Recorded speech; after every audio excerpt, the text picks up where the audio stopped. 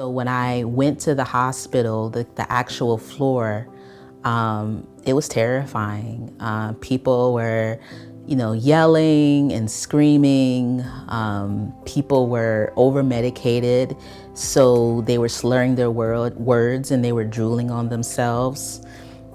And these were mostly Black folks, Black and brown folks, who were being treated this way.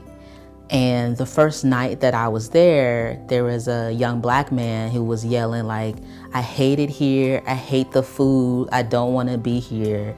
And I wasn't able to see him because they told everybody to like go into their rooms. But I'm pretty sure he was arrested following that incident. And I was terrified. And so I couldn't sleep at night. And, my best friend, they wouldn't allow her, I think, in my room, but we can sit out in the hallway. And when we sat on this hallway, it was just like chaos.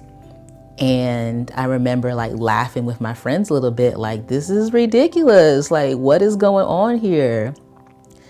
And, I didn't realize it, but the psychiatrist that was assigned to me basically said I have bipolar because I laugh with my friends and I write in a journal. And I remember my mom and my best friend saying, "She's a writer."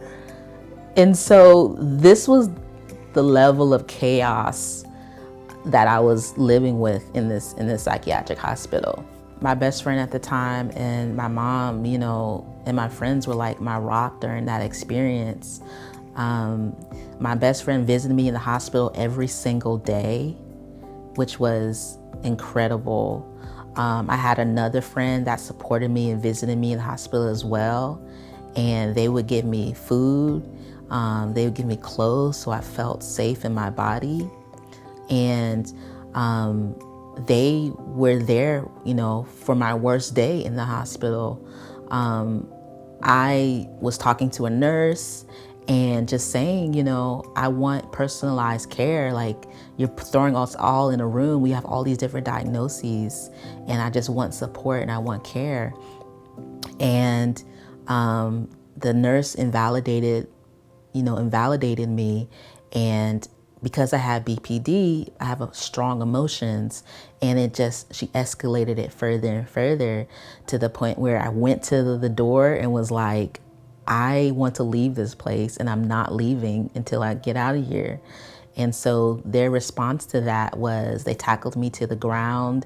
They threatened me with drug injection, and they threw me into the isolation room, which is basically solitary confinement in psychiatric hospitals. And my best friend, my friends were my rock through all of that. I had so many emails, supportive emails. They would go through my email to like sort out the best ones, print them out, and read it to me when I was in the hospital. And it was just such a beautiful thing to have that sense of love and care in an environment where they literally just tackled me to the ground. And so I had that support. And so basically what we decided as a team was we were gonna try to get out of this hospital. We were assigned a lawyer from the hospital to represent us. And we had to go in front of a state Supreme Court judge to petition to leave this hospital. Basically, what happens was that I wasn't even given the opportunity to be seen on the same level as my psychiatrist. I came to the court in a gurney. I had to come into the court basically from an ambulance. I had to wear hospital clothes because I wasn't allowed to wear my real clothes because I was on punishment because of what I did previously. Even in the midst of all that, my best friend and my mom were like there for me. My mom stood on the stand and said that she can come home with me and it's safer and she'll be around family. So she was thrown in the midst of this. She knew nothing really about my mental health struggles. I previously didn't tell her anything. But even despite that, she put herself on the stand and said that I wanted Imadé to come home. And my best friend basically did the same thing on the stand.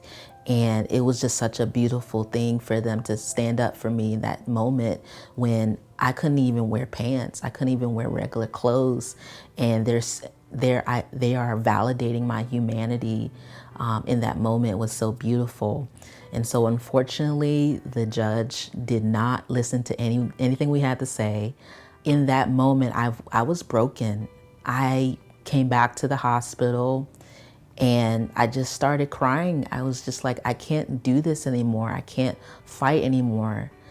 And it was my mom and it was my best friend who stepped in and they fought for me so that I don't have to fight.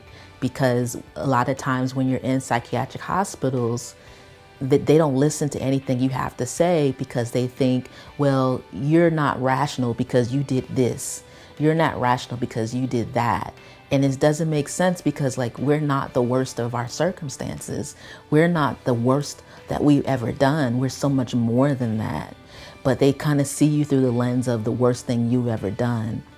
And so I just let my mom and my best friend fight for me. I transferred to another floor and I flourished there. It was all women's floor. And, you know, we all wore dresses and like, you know, it was like a little fashion show every day. And it was so humanizing. And so that's what kind of got me through was letting my mom and my best friend fight for me and enjoying just the small, tiny things of kindness that they provided, giving me clothes, giving me hair care items, giving me food that I like to eat, and I was able to get out. Yeah, it's important that we ask for help because we need friends, we need family members to be there for us because the pain that we're experiencing is bigger than ourselves. We can't handle it alone. But we need support and guidance on how to honor people's boundaries when we ask for help. And the thing is that it can be really scary. Our therapists are not always going to text back.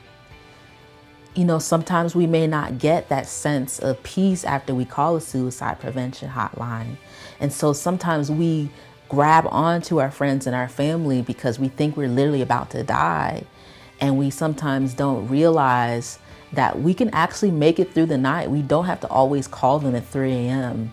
You know, we can actually make it through honoring their boundaries. And that's something that I kind of learned later is that when I call the suicide prevention hotline and I call these places, I need to have a backup to a backup. So if this one hotline counselor was not helping me, I need to call another hotline.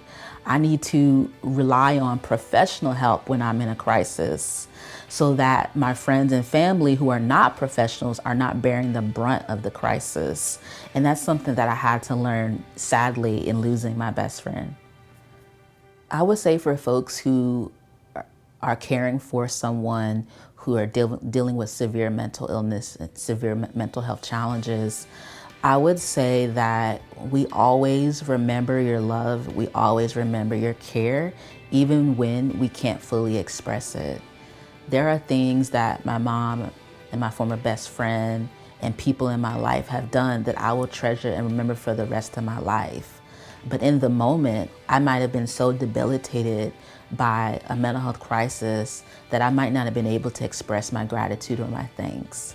And so I want to say that sometimes you can't measure your impact based upon a person's immediate response to what you've done. Sometimes it takes years down the road when they feel more stable to say, hey, you saved my life. And that's what I want folks to know and to take away from is the fact that sometimes it may take years for you to get that response, but that person actually feels it in that moment. It's just really difficult to express it. And so I want folks who support folks who deal with mental health challenges to know that they're making a difference, even when it looks like they're not making a difference.